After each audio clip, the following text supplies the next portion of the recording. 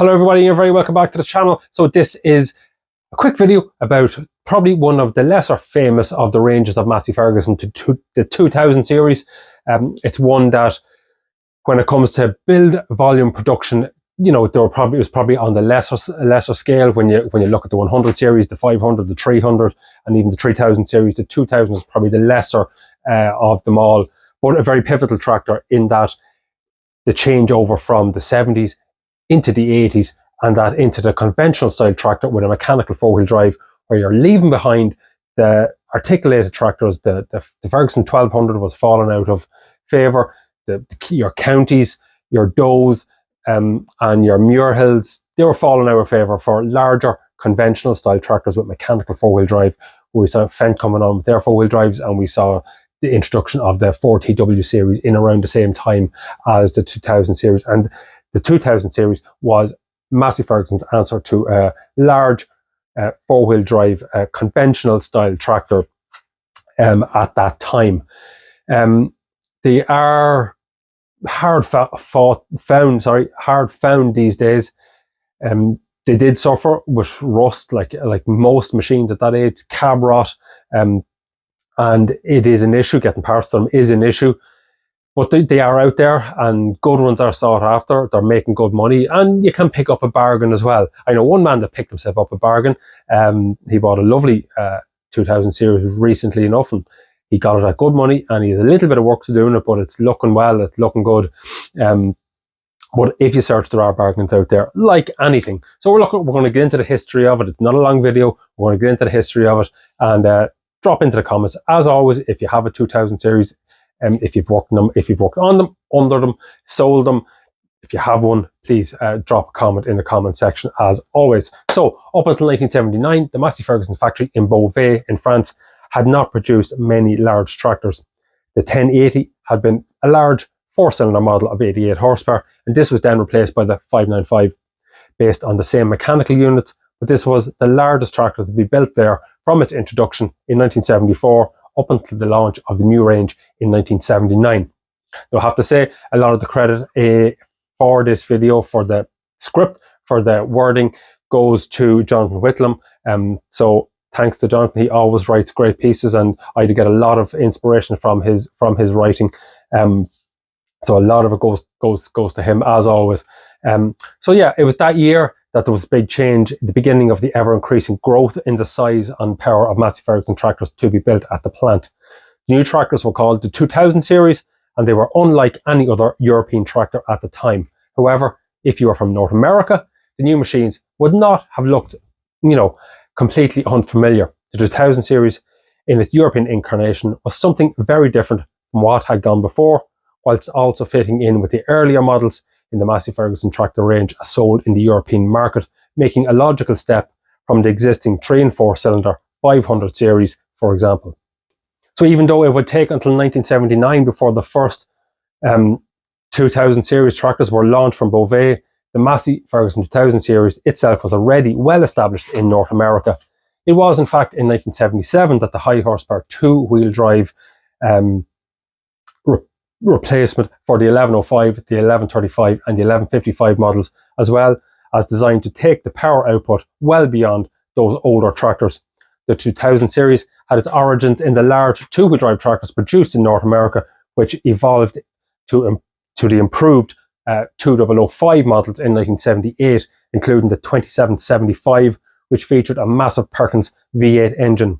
So these were big tractors. They were aimed at the row crop tractor market, which was a big one in the States in particular, as large machines were used that had easily adjustable track widths for working in growing crops at different row settings. Four-wheel drive was seldom needed at this time, as the simplicity of a two-wheel drive was preferred, and if four-wheel drive was required, it was usually provided by large, true four-wheel drive articulated machines rather than what was known as the front-wheel assist type based on rigid designs. So obviously it was called 2000 series. The new machines look radically different from what had gone before, although they did retain that familiar hard-nosed bonnet design that had become established on all MF tractors during the 1970s. Even so, the new tractors from the Southfield Road plant in Detroit, Michigan, had a different bonnet styling to earlier machines in regards to the bonnet itself. and this was matched by a totally new cab design. The majority of 2640 tractors sold in the UK were a four-wheel drive type, with a neat centerline drive being developed for the range, which had been part of the original design brief.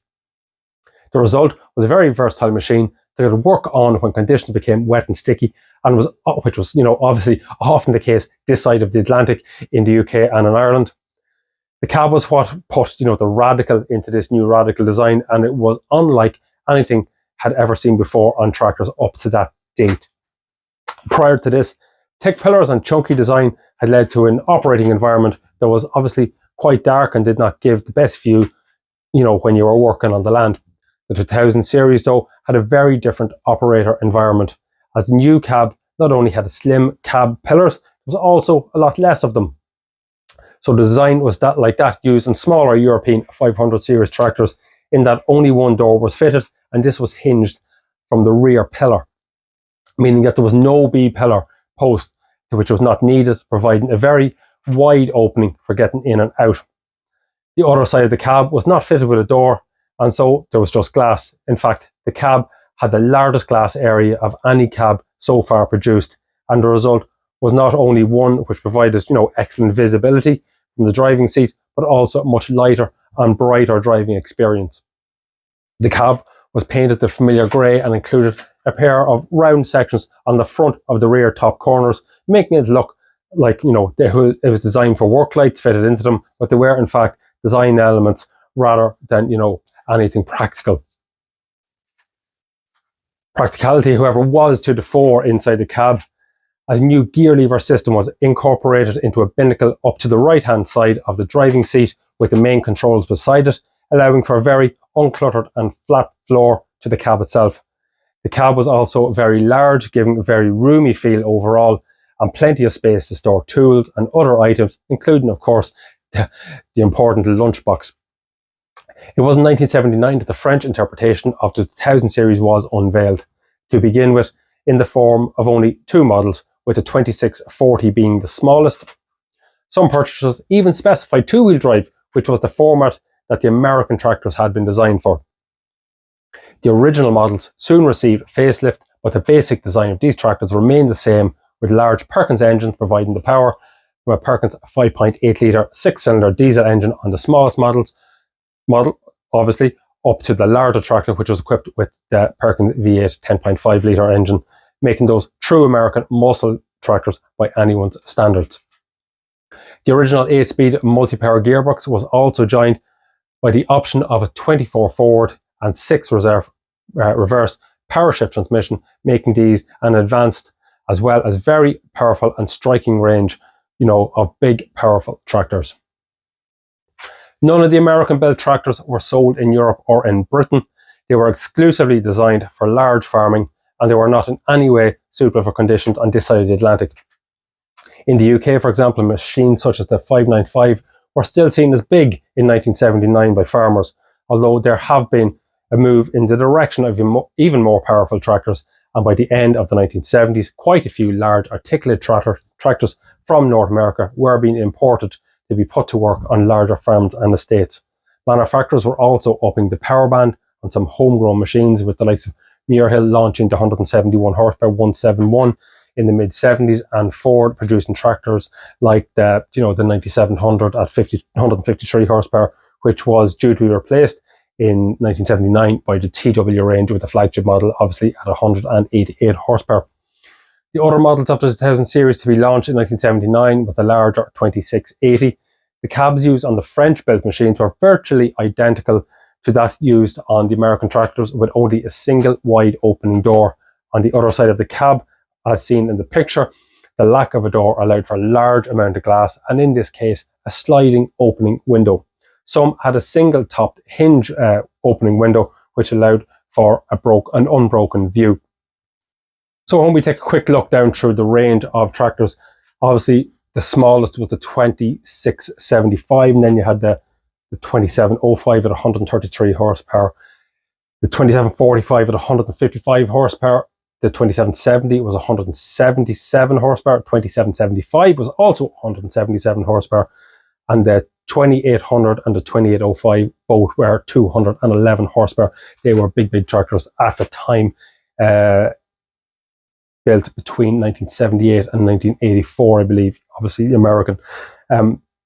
Looking then at the 05, the 2005 ranges, then you had the 2625, 100 horsepower, 2645, 110, 2685, 130, and the largest in this group was the 2725 at 147 horsepower, built between, I think, was 85 and 87.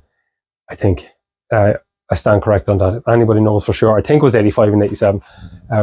It would, because the others were 78 to 84 and then 85 to 87. Yeah, that'd be something around right. So that's it. Look, that's it. There was no I suppose huge changes. The biggest changes obviously was within the cab itself and the four-wheel drive system that was available on them. True mechanical four-wheel drive in a conventional style tractor. And it just brought Massey Ferguson into that era of proper large four-wheel drive tractors in this side of the pond, as they say, this side of the Atlantic. So please, again, if you have one, if you drove one, if you worked on one, please drop a comment into the comment section and get the conversation going. And of course, if I make a mistake in these videos, if I say something that's not factually correct, I'm only human. Like I did last week, I made a mistake in the combine video about actually the Massey Ferguson combine. I said it was a 6-walker machine I said it was a rotary machine when it was actually a 6-walker machine. And a lot of people came into the comments who obviously know their Massey Ferguson combines inside out, come into the comments to comment on that. You'd nearly swear I done it on purpose. I have a big video next week. A lot of people are looking forward to it. It's a factory video about a very famous brand that we've been speaking about today. Of course, it is Banner Lane. So I have a video coming out next Sunday on Banner Lane, and I have been working on it over the last couple of weeks. I got a lot of good information together from a lot of different people. And it will be a pretty long one. Well, when I say pretty long, it's going to be about a half an hour long. I have next week off work, which is a bonus.